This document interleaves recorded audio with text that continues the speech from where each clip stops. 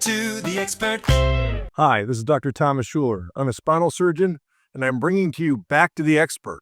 Our expert today is Dr. Ehsan Jazini, a spinal surgeon who is one of the forefront in leading the charge for regenerative medicine and arthroplasty to preserve motion. So welcome. Thanks for having me.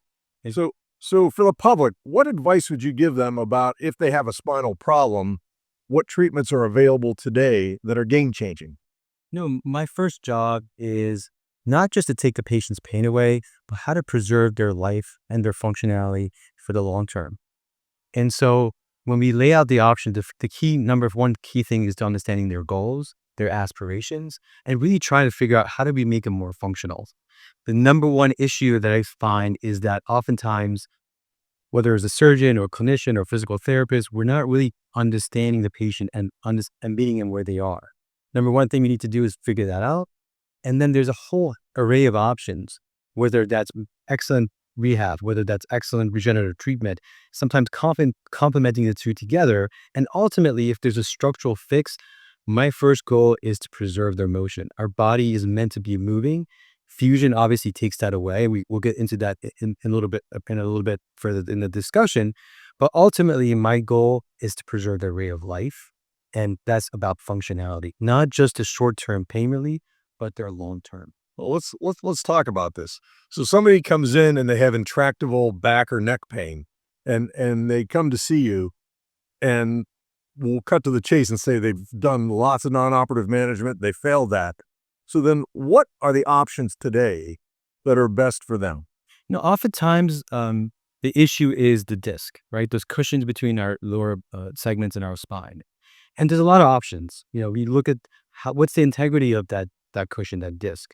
Is this something that we can potentially do a regenerative treatment to complement the really good rehab that they're doing? What is a regenerative treatment? Regenerative treatment is really ultimately taking our natural healing power in our body, whether that's from the blood and the plasma, or from the bone marrow, or sometimes from the fat, and concentrating that and providing it and putting it into the body part that needs extra repair, extra healing. So you inject it into that body part. Exactly. So the key is first figure out where is the pain source coming from, understanding where that pathology or structural damage is, where we need a little bit more of healing.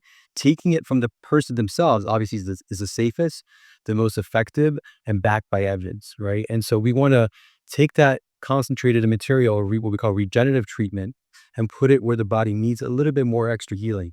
The disc in our body, like some of the other ligaments, doesn't have as much of a good blood supply. And so it needs that extra push, right? And there's a huge push right now in terms of longevity care. Now we have peptides. So this is a very promising and a very exciting time to be living in as a spine surgeon, especially one that's focused on getting patients back to their life, because I think that field will continue to advance and there's a lot that we can do to offer our patients. Oh, it's exciting to use the body's own ability to heal itself and to not have surgery. Absolutely. I mean, I would say more than 90% of our patients get better with these holistic measures, whether that's proper rehab or regenerative treatment. It's really getting them to that next stage without surgery. Helping them live their quality life, their best life. So let's say they're not a candidate for regenerative. What other options exist today to treat that painful disc? The lower back actually has 5 motion segments. So sometimes it's actually not the same treatment for each level. So number one is really understanding the whole continuum, because these levels are built to work together in tandem with each other. And so we really take it one disc at a time, understanding what's the proper treatment for that level. If that disc is too far gone, I mean, imagine a tire in your car that's losing too much air and the fix-a-flat won't work anymore. You got to replace it, right? So then we want to make sure the patient's the right candidate. But if they are, we would do everything in our power to get a motion preserving technology for them, such as a disc arthroplasty, and a more artificial disc. But there are other options, like someone that has a little bit of instability and maybe is not a pure arthroplasty candidate, artificial disc candidate. We may do another procedure called the TOPS, which is really replacing some of the posterior or back structural support that the patient needs to still keep them moving. So that the field, even within motion preservation, is really fastly growing. What about a fusion? Fusion in a very small subset of patients can still lead them to have a healthier life, right? in life, everything is about a balance, right? And if your disability or back pain from that structural issue that needs a fusion is keeping you from doing all these other activities, and that's also not a good trade-off. So there are instances where fusion allows the patient to lead a healthier life. And so I don't want to completely kibosh fusion, even though I think it's a smaller proportion of things that I do for patients. I still think there is a time and place. So ultimately, you have to treat the patient appropriately to give them a longer healthy lifespan. Is it possible that a patient who has multiple levels involved could get regenerative, could get a disc replacement and a fusion? Absolutely. That's where the customized approach is the key answer, right? We look at every single individual level and trying to understand what's the best thing for that level. Every single one of us has a very unique set of genes and DNA. And so you cannot treat everyone as a one size fits all approach, right? And the key to my success as a surgeon and clinician is understanding that no two people are alike. Ultimately, the way our lifestyle, environment, and our DNA is shapes who we are, what we eat, how we interact with our environment. So even if you take a identical twin and you look at those studies, they become different individuals because of their habits, their activities, and their interface with the environment. Can you share, without revealing names, a patient's story who's somebody who's come in and they either had regenerative, a disc replacement, or fusion, or all the above, or some of each, to the public? Absolutely, and I can use his name because he's allowed us to share his name. His name is Mr. Jamma Anders. He's a CrossFit coach and owner. So his whole lifestyle, not just as his hobby, but his livelihood for himself and his family depended on his functionality. He drove 7 hours to see us from Tennessee.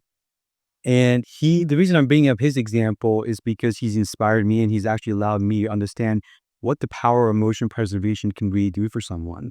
He was in debilitating pain. He was the most phenomenally in shape person I've ever met in my life. And so to tell him, hey, you need to go work on your core was just not enough, right? He had multiple discs in his back that were involved. And we actually did a 2-level disc arthroplasty in his artificial disc in his lower back. And he said, hey, man, like, what can I do now? Now you've taken my pain away. Can I go back to CrossFit? And as someone who's done CrossFit, I was like, maybe you can do this subset of things. Maybe you can get back to 40%, 50% of your functionality. And now it's been 4 years since I did his surgery. He's deadlifting. He's more than he's ever done.